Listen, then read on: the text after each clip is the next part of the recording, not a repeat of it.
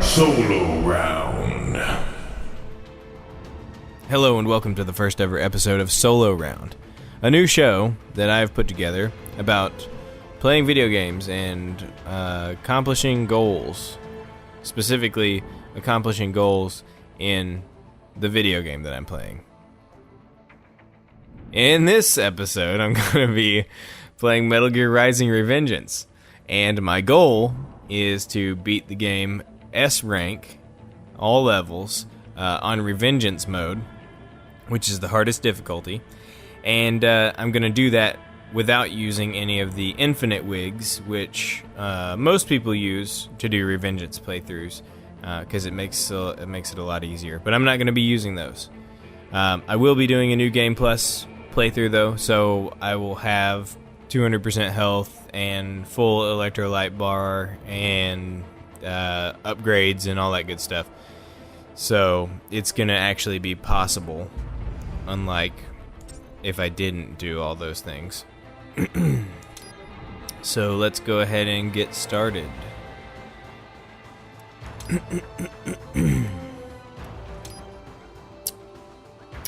Alright. Set it up to Revengeance mode, and you can see that I've S-ranked the whole game. So let's get into it. I'm gonna just go ahead and skip the story because who even cares about the story of this game? This game is here for one reason and one reason only, and that's for me getting my butt kicked repeatedly. So I'm gonna restart a lot, and that's just what you're gonna have to deal with.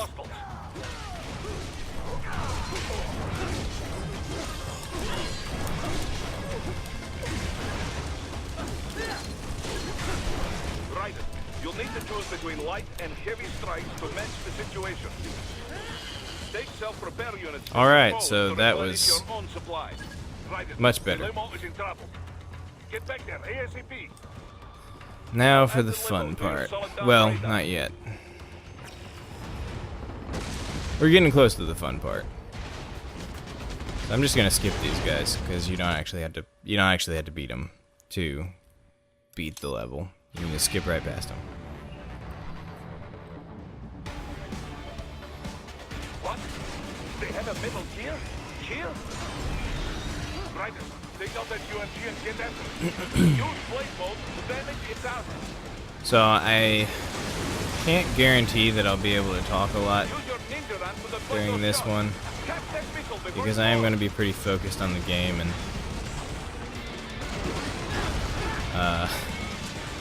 so it may not be the most interesting playthrough you've ever seen, but that's just the nature of this concept that I'm doing here.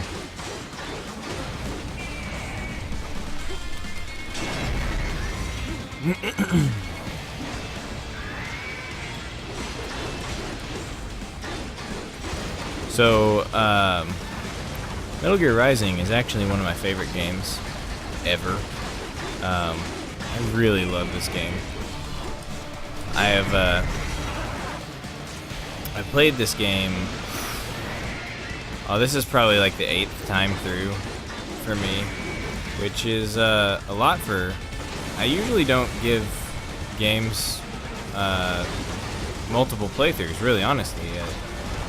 Most of the time, it's just a one-time through type deal with most games. But some games, whenever I do find a game that's worth multiple playthroughs, it's almost always worth a ridiculous amount of playthroughs for me. I don't know. I guess I'm kind of picky with my games, so whenever I find something that's really, really good, it's like really, really good. If you know, I've actually played this game more than I played any of the other Metal Gear Solid games, which is funny because those are, I mean, arguably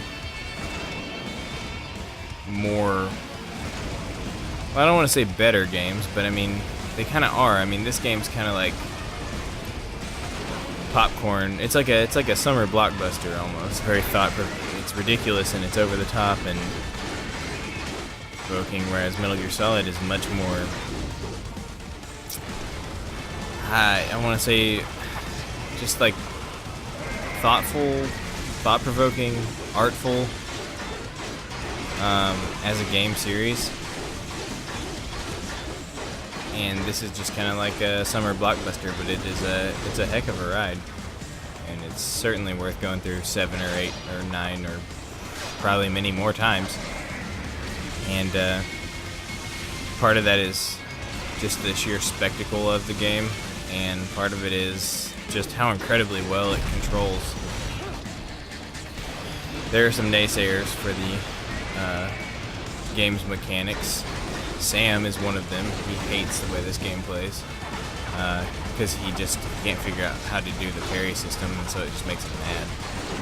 And all he ever wants to talk about is how Demon's Souls had a better this, Demon's Souls had a better that, and I'm like, well, that may be true, but I mean, I've not played Demon's Souls, so I can't really attest to it one way or another.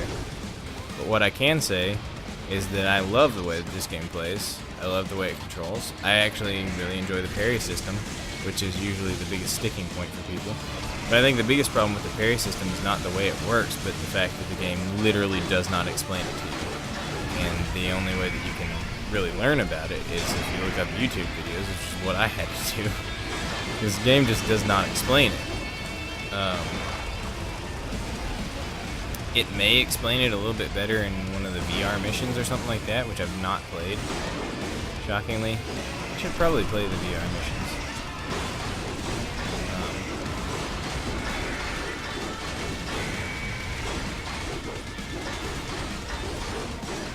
I'm just so used to playing the actual game that it's kind of weird to even think about doing the VR missions. Because I don't know anything about them. I'm assuming it's just more of this. It's like maybe some more focused scenarios, which wouldn't be a bad thing.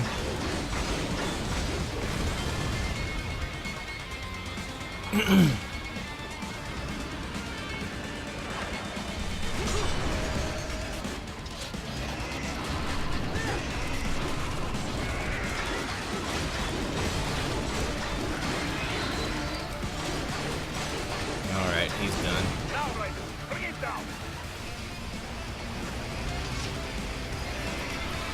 Stop that plane.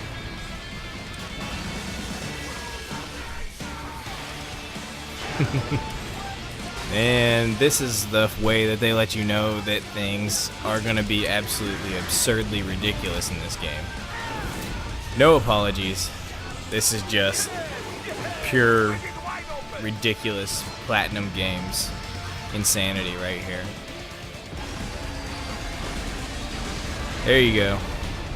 I just picked up a Metal Gear Ray and threw him in the air and sliced him to pieces, and I mean, this is the game that you're gonna be playing, and they really let you know what you're in for right off the bat.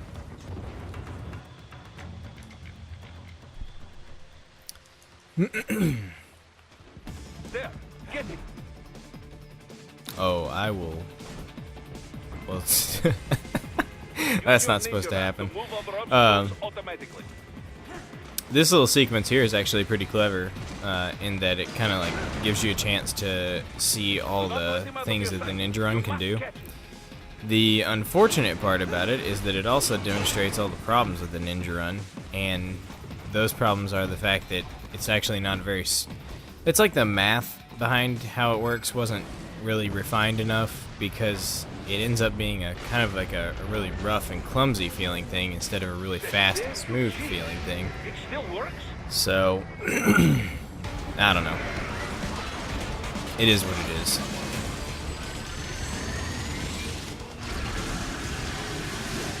Oh, well. Screwed that up.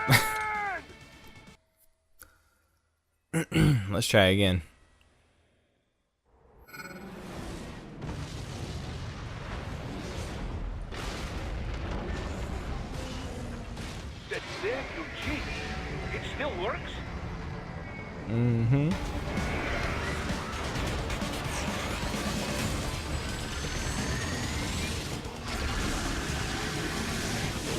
There we go. And there we go.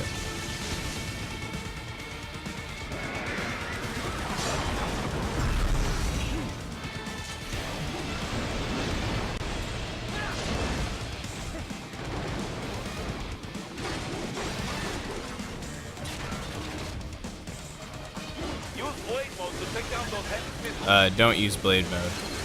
Never use blade mode for this. Use ninja run. Blade mode is just a terrible idea for that sequence.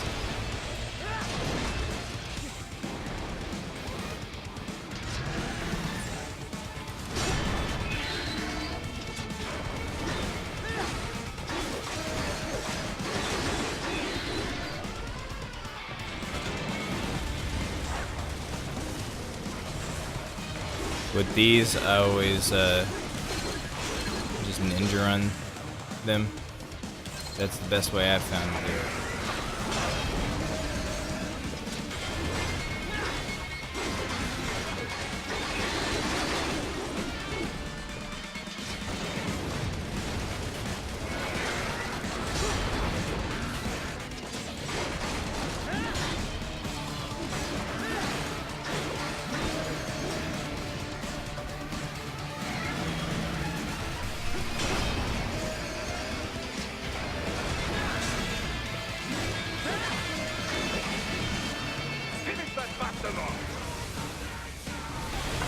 Here we go.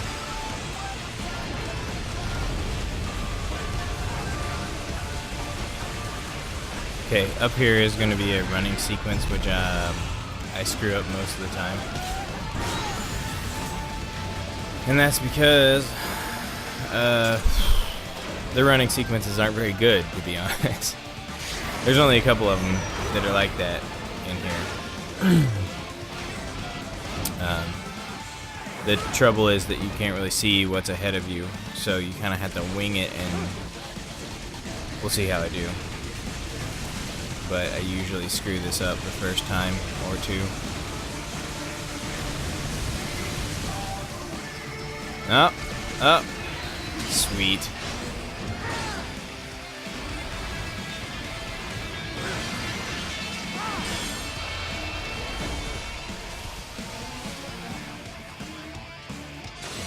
Alright, well, besides a couple of little screw-ups, I think that went pretty well, actually. So, yeah, let's go. Skip that cutscene. I don't need to see that cutscene. Who even cares about the cutscene? I care about running around on this train so that I can get to another cutscene. And I'm gonna not care about. How about that? Oh, hey. Hey, oh man. That's the cutscene I wanted to skip. Just like all the others.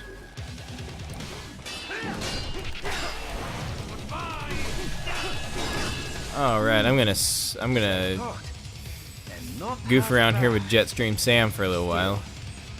And see how long I can draw out this stupid, completely unwinnable battle. Just because I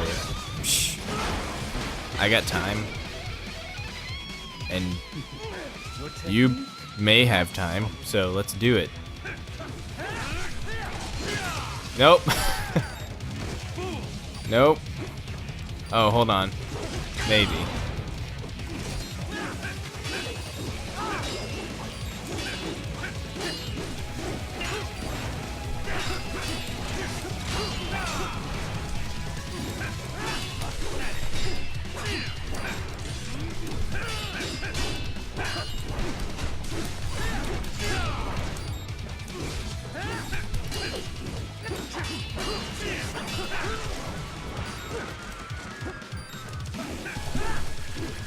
Okay.